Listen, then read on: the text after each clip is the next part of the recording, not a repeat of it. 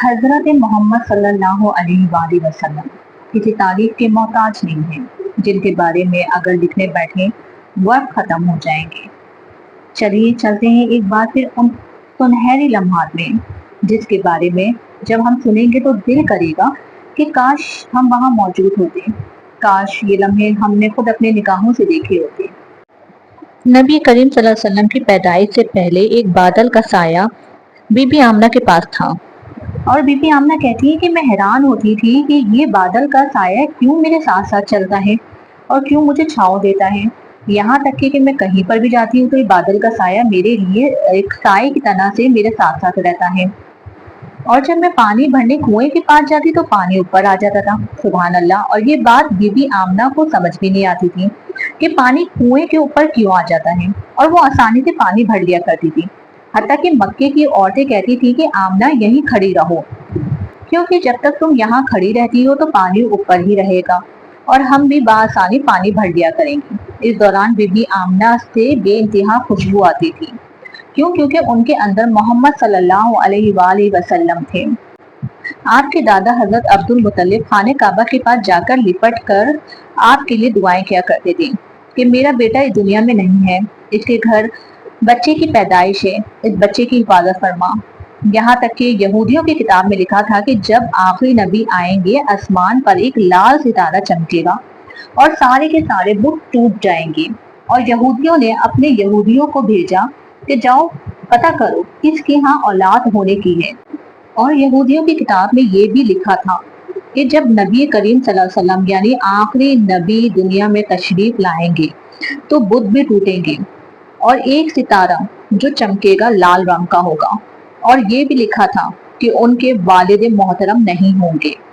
तो इसलिए यहूदियों ने मक्के में भेज दिया ये पता करवाने के लिए कि जाओ पता करो किसके यहाँ औलाद होने वाली है। जब वहां गए तो पता चला कि वहां किसी की औलाद होने की नहीं है, और जिसकी भी औलाद है वो बहुत ही आगे की है, यानी कि उनकी किताब में लिखा था कि 10 दिन पहले का हिसाब है। और नबी करीम सल्लल्लाहु अलैहि वसल्लम का इंतजार दुनिया की सारी मखलूक कर रही थी, जैसा कि इंतजार चांद सूरज सब कर रहे थे। आसमानों में नूर था, जमीनों में नूर था। चांद अपने नूर से चमक रहा था, फिजाओं में खुशबू थी, फरिश्ते इंतजार में थे। एक खुशी का आलम था कि अल्लाह के हबीब, अल्लाह के महबूब दुनिया में तशरीफ ला रहे हैं, जिसके पास जिब्राइल अलैहिस्सलाम कई हजार दफा आए थे। जरा सोचिए नबी के आने का वक्त कितना हसीन और जमील होगा। जब नबी दुनिया में आए तो बिल्कुल साफ सुथरे पैदा हुए। दाई ने जैसे ही नबी करीम सल्लल्लाहु अलैहि वसल्लम को जमीन पर लिटाया, नबी करीम ने अचानक से करवट बदली और सीधे में चले गए। सुभान अल्लाह व बिहम्दिही सुभान अल्लाहिल अज़ीम। सोचे वो वक्त कितना खुश नसीब होगा, क्योंकि नबी करीम सल्लल्लाहु अलैहि वसल्लम कोई आम इंसान तो नहीं थे। हजरत यूसुफ अलैहिस्सलाम से ज्यादा हसीन, हजरत अय्यूब अलैहिस्सलाम से ज्यादा साबदीन, हजरत मूसा अलैहिस्सलाम से ज्यादा बहादुर, और हजरत इब्राहीम अलैहिस्सलाम से ज्यादा दोस्ती वाले, हजरत दाऊद अलैहिस्सलाम से ज्यादा मीठी और सुरीली आवाज, इंतहाई हसीन, इंतहाई खूबसूरत, मासूम, नरम और मिजाज तबीयत के मालिक वो वाहिद कोई और नहीं थे। दाई हलीमा ने आपको खुशखबरी सुनाई। मुबारक हो, आपके यहाँ बेटा पैदा हुआ है।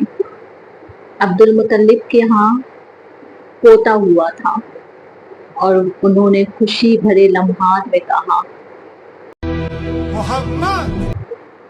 अब्दुल मुत्तलिब को ये बेटा मुबारक हो, क्योंकि वो वाहिद उनकी औलाद की औलाद थी, जो उनको जान से भी ज्यादा अजीज थी। कहते हैं ना कि हमारी औलाद से ज्यादा हमें औलाद की औलाद ज्यादा अजीज होती है।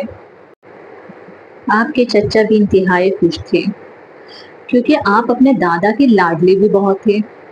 और देखिए नबी करीम सल्लल्लाहु अलैहि वसल्लम जब पैदा हुए बोलते नहीं थे, तो कैसे फरिश्ते आपके साथ खेलते होंगे, कैसे फरिश्ते आपके साथ बातें करते होंगे, कैसे आसमानी मखलूक आपके आसपास हुआ करती होगी, आपको देखकर कैसे खुश होते होंगे, कैसे हसीन वो लम्हात होंगे जो आप बचपन में होंगे। آپ تو بچپن میں ہی اللہ نے بونے نہیں دیا ہوگا، شاید وہ وقت میں الفاظوں میں بیان ہی نہیں کر سکتی۔ جب نبی کریم صلی اللہ علیہ وسلم دنیا میں تشریف لائے تو سب سے پہلے بت ٹوٹ گئے اور یہودی جان گئے تھے کہ نبی کریم آ چکے ہیں، شہنشاہ عالم آ چکے ہیں، اللہ کے لاڈلے آ چکے ہیں، کیونکہ ان کتابوں میں لکھا تھا یہ سب۔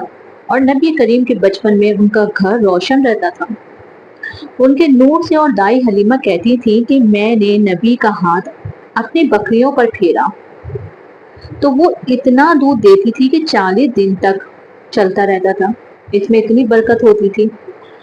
اور میری بکریاں جو غربت کے مارے میرے پاس سے ساتھ تھیں، وہ نبی کریم صلی اللہ علیہ وآلہ وسلم کے آنے سے 700 ہو گئیں۔ آپ کو جب لڑکے کھیلنے کے لیے بلایا کرتے تھے تو آپ کھیلا نہیں کرتے تھے، کیونکہ آپ کی طبیعت مزاج ہی سب سے الگ تھا۔ آپ جنگل میں جاتے تو جیسے بادل آپ کا سایہ کے لیے کھڑے ہو جاتے تھے، آپ پر دھوپ نہیں پڑنے دیتے تھے، ریت پر آپ کے قدموں کے نشان ہی نہیں ہوتے تھے۔ 2 سال آپ دائی حلیمہ کے پاس رہے اور 2 سال کے بعد آپ اپنی والدہ آمنہ کے پاس پہنچے۔ ابھی آپ کی عمر 6 برس ہی ہوئی تھی تو آپ کی والدہ مدینہ آئیں آپ سے ملوانے کے لیے آپ کے والد کی قبر کے پاس، اور آپ کے سفر میں ام ایمن بھی ساتھ تھی جو آپ کی والدہ کے ہمراہ تھی۔ آپ کی والدہ کا انتقال رستے میں ہی ہو گیا اور ام ایمن نے اس طرح سے آپ کو آپ کے دادا کے سپرد کر دیا، اور بی بی آمنہ کو جہاں سفر میں انتقال ہوا تھا وہیں انہیں دفنا دیا گیا۔ آپ وہاں بیٹھ کر بہت ہوئے اور ام ایمن نے آپ کو چپ کروا کر واپس لے آئی آپ کے دادا کے پاس۔ ذرا سوچیے، جب ہمارے یہاں کوئی اتنی چھوٹی عمر میں کسی کا انتقال ہو جاتا ہے، آپ کے والد دنیا میں پہلے ہی نہیں تھے، والدہ بھی چل بسی، اب آپ کی زندگی کتنی مشکل تھی کہ آپ کی پرورش آپ کے دادا حضرت عبد المطلب نے کی۔ آپ اپنے دادا کے پاس پرورش پائی، آپ کے دادا نے آپ سے بہت محبت کی، اپنے ساتھ رکھتے تھے، خود کھلاتے تھے، ساتھ ہی سلاتے تھے، سب کام خود کرتے تھے۔ 8 سال کی آپ کی عمر ہوئی تو آپ کے دادا کا بھی انتقال ہو گیا۔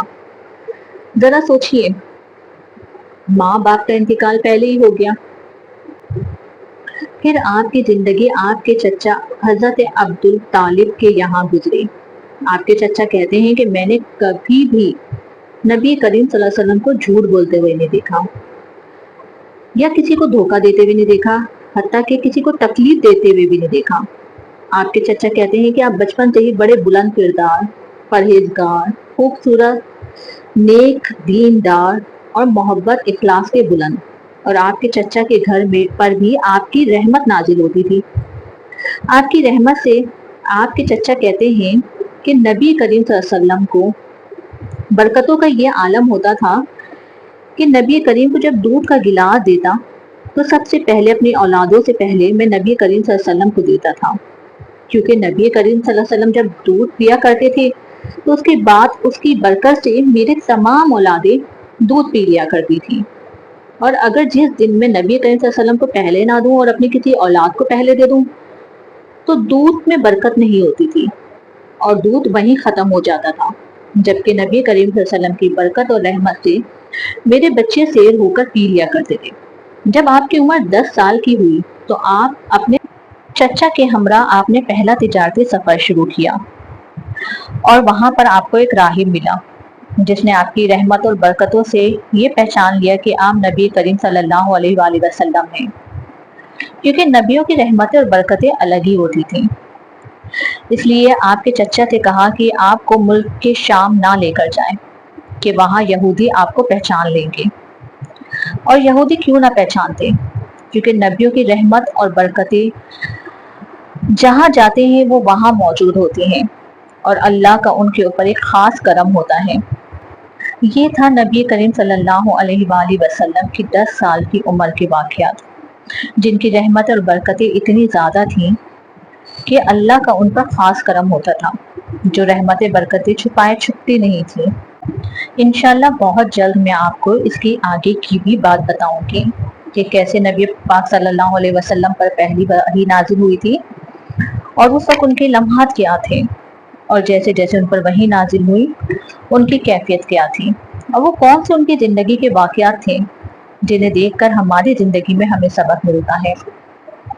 نبی کریم کی زندگی سے اب تک جو میں سمجھ پائی ہوں اور جو ان کا بچپن میں نے سنا اور جب میں لکھ رہی تھی تو وہ کیفیت بہت ہی الگ تھی کہ میں حیران تھی کہ بہت ہی کم عمر میں آپ صلی اللہ علیہ وسلم کی ماں باپ نہیں تھے، آپ نے اپنے دادا کے پاس پرورش پائی، پھر وہ کم ہی عمر تھی اور اس میں بھی آپ کے دادا کا انتقال ہو گیا، پھر آپ اپنے چچا کے ساتھ آپ نے پرورش پائی۔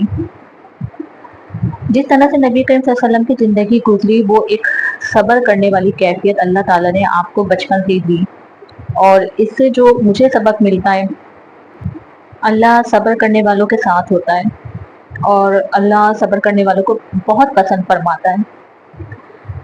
اللہ تعالیٰ کہتے ہیں کہ میرا نام لے کر نہ صبر کر لو، میں تمہارے راستے آسان کر دوں گا، میں تمہارے مشکلوں سے اس کا نعم البدل جو میں تمہیں دوں گا وہ تمہاری سوچ و گمان میں بھی نہیں ہوگا۔